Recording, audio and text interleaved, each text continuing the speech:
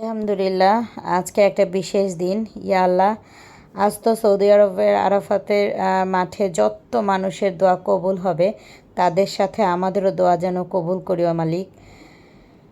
আমিন, সুমা আমিন। আসসালামু আলাইকুম, hello everyone. দেখতে দেখতে ঈদ একদম চলে আসলো, আর আজকে একটা বিশেষ দিন। এই বিশেষ দিনে নিশ্চয়ই আপনারা সবাই যে যার মতো করে আজকের দিনটা দোয়া কালাম পড়েছেন। আরাফাতের দিনে যতটা মানুষ আজকে, মানে যতজন মানুষ আজকে হজে গিয়েছে, সবার হজের যাদের যাদের হজ আল্লাহ কবুল করবেন। আর যত গুনাহ আমরা করেছি, সব গুনাহ যেন আল্লাহ তাদের ওসিলায়ও আমাদের মাফ করে দেন। সারাটা দিন আজকে আমার কেন যেন মনটার মধ্যে একটা ভাল লাগতেছিল না, অস্থিরতা ছিল। যদিও আমি আজকে রোজা ছিলাম, আর আমিই ছিলাম শুধুমাত্র। তো রোজা থাকলেও আমার ঘরের বাকি সদস্যদের জন্য রান্না তো করতেই হবে। আর ঈদও চলে আসছে, আর আমাকে তো এক হাতেই কাজ করতে হবে, যেহেতু হেল্পিং হ্যান্ড নাই পার্মানেন্ট। আর যেহেতু কোরবানিটা আমি আমার বাসাতেই সব সময় দেই, মানে আমি যে ভাড়া বাসায় থাকি সে বাসায় আমার কোরবানি হয়। আলহামদুলিল্লাহ, আমাদের গরু কেনা হয়ে গেছে আলহামদুলিল্লাহ। বাট আমি শো করতে চাচ্ছি না এবার কোনোটাই। তবে দেখি কখনো না কখনো যদি সুযোগ হয় দেখিয়ে দিব কোনো না কোনো ভিডিও।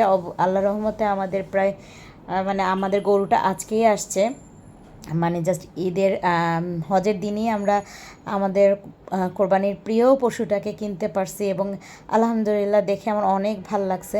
যাই হোক, নিশ্চয়ই যারা কোরবানি দিতে পারছেন না তারা মন খারাপ করবেন না, কারণ আল্লাহ প্রত্যেকটা মানুষের যার যার সামর্থ্য অনুযায়ী আল্লাহ হয়তো দেন। একবার হয়তো দিয়েছেন বা একবার হয়তো দিতে পারেননি, এজন্য কোনো রকম মন খারাপ করবেন না। আসলে এখন অনলাইন সেক্টরে সবাই কে কত টাকার গরু কিনলো, কে কত বড় গরু কিনলো, কে কত মাংস কিনলো, আসলে ব্লগিং সেক্টরটাতে আর শুধু অন্যরা কেন, আমি নিজেও তো আসলে আমাদের গরুটা কেমন বা এটা আসলে ভালো লাগা থেকে দেখাই যদিও, কিন্তু তারপরও আমার ইদানিং ভালো লাগে না। কারণ হয়তো আমাদের এই ছোট ছোট খুশিগুলো যখন আপনাদের সাথে শেয়ার করি, অনেকেই হয়তো এটাকে অ্যাপ্রিসিয়েট করেন, অনেকে দেখতে ভালো লাগে, আবার অনেকে অনেক মনের মধ্যে কষ্ট পায়। তো এই কারণে না এখন অনেক কিছুই আর শেয়ার করতে ইচ্ছে করে না। দেখি আমি হয়তো শেয়ার করব একটু একটু করে। তো এই ঈদে তো আসলে কাপড় চোপড় ওইরকম কেনাকাটার কিছু নেই, আগেই বলেছি। আমি অনেক ঈদের আগ থেকে একটু একটু করে ঘর গোছানো জিনিস পছন্দ করি আমি, আর একটু একটু করে কিনেছিলাম। সেটাই আমি পারলে আপনাদের সাথে শেয়ার করবো, আর না হলে তো একবারে ঈদের দিনেই দেখিয়ে দিব যে আমি ঘরগুলোকে কিভাবে সাজালাম। আসলে কোরবানি ঈদের তো সবাই ব্যস্ত থাকে, ওইভাবে কেউ কারো বাসায় যায় না, ঈদের পরে হয়তো ঘোরাফেরা করে। বাট তারপরও নিজের ঘরের মানুষগুলো বা নিজের একটু ভালো লাগার কারণে, মনটা ফ্রেশ করার জন্যই আসলে ঘর গোছানোর আমার ভালো লাগে। তো আমি অলরেডি আদা রসুন বাটিয়ে নিয়েছি, আর আমাকে যে কাজে হেল্প করে ও কালকে আসলে পেঁয়াজ কেটে নিব। আর মোটামুটি কাজ একটু একটু করে আগাইছি। আর আমি এবার ঈদে অনেক বেশি চিন্তা করছি, রান্নাবান্না নিয়ে ব্যস্ত থাকবো না, কারণ কোরবানিটা থাকলে তো ওটা নিয়েই ব্যস্ত থাকতে হয়। আর কোরবানি ঈদের মেইন আকর্ষণ হচ্ছে সত্যি কথা কোরবানিটা।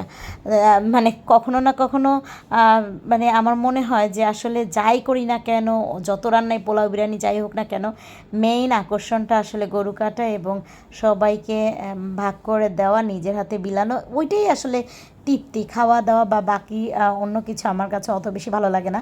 তো আজকে আমি এছাড়াও বেশ কিছু আম আমি আনিয়েছিলাম, এই অসুস্থ মাঝখানে একটু আচার করব করে আর করা হয়নি। তো আজকে যেহেতু আর ঈদের সময় নেই, আমার ফ্রিজও যেহেতু একদম খালি করতে হবে। খালি করতে হবে এমন না যে মাংস রাখার জন্য, আসলে আমার ফ্রিজে মাছ আছে, মুরগি আছে, ছোট মাছ আছে, তো ফ্রিজেও আদা রসুন বাটাও আছে।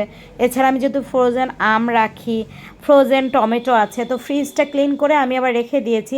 কিন্তু এখন আর আমগুলো রাখা যাবে না, কারণ ফ্রিজে যেহেতু আমি কাঁচা আম অলরেডি রেখে দিয়েছি, আর এছাড়াও তো বাজার করতে হবে, সেগুলোও রাখতে হবে। তাই আমি চিন্তা করলাম যে কিছু আম যখন আছে সেটা আমি টাটকা টাটকা করেই আমি আচার করে ফেলি। এই নিয়ে আমার হচ্ছে দ্বিতীয়, তারপরে তৃতীয়, আমি 3 দফায় আচার করেছি। আপনাদের সাথে আসলে কোনো রেসিপি আমি ওইভাবে শেয়ার করিনি। আপনারা যদি রেসিপি দেখতে চান তাহলে আফসানাস কুকিং ওয়ার্ল্ডে গিয়ে দেখতে পারবেন, আর ওখানেই আসলে ফুল রেসিপিটা দিচ্ছি আমি। তো আমগুলোকে কেটে নিই। অনেকে হয়তো ভাবতে পারেন যে ঈদ আর আপু এখন আম নিয়ে পড়ে আছে, আসলে সব কিছুই তো মেনটেন করে করতে হয়, তাই না? মানে কাজগুলো আমাদের এভাবেই গুছিয়ে গুছিয়ে করতে হয়। ইনশাআল্লাহ ঈদের প্রিপারেশনও নিচ্ছি, সাথে এগুলোও করতেছি। তবে অনেক কিছুই হাইড করছি, ইচ্ছা করে না অনেক কিছু দেখাতে। তবে যতটুকু আছে যেমন আছে আলহামদুলিল্লাহ। আমরা সবাই সবার জন্য দোয়া করি, কোরবানি যেন সবার যাদের সামর্থ্য আছে তারা যেন সুন্দর মতো দেয় এবং আল্লাহ যেন সেটা কবুলও করে নেয়। আর যারা কোরবানি দিতে পারছি না তারাও যেন মন না খারাপ করি। আল্লাহ পৃথিবীতে যাই চাইবে বা যেভাবে চাইবে সেটাই যেহেতু হবে, আল্লাহ চাওয়ার উপর কোনো হাত নাই আমাদের। তাই আল্লাহ যেটা দিয়ে খুশি আমরা সেটা নিয়ে খুশি। সবাই আলহামদুলিল্লাহ বলবেন। আর ইনশাল্লাহ আবারও কালকে ভ্লগ শেয়ার করব টুকিটাকি যতটুকু পারি। তো আজকের এটাই ছিল ভ্লগ, সবার সাথে ইনশাল্লাহ দেখা হচ্ছে কালকে। আল্লাহ হাফেজ, টেক কেয়ার, বাই। আর অগ্রিম ঈদ মোবারক, কারণ প্রবাসে কালকেই যেহেতু ঈদ তাই।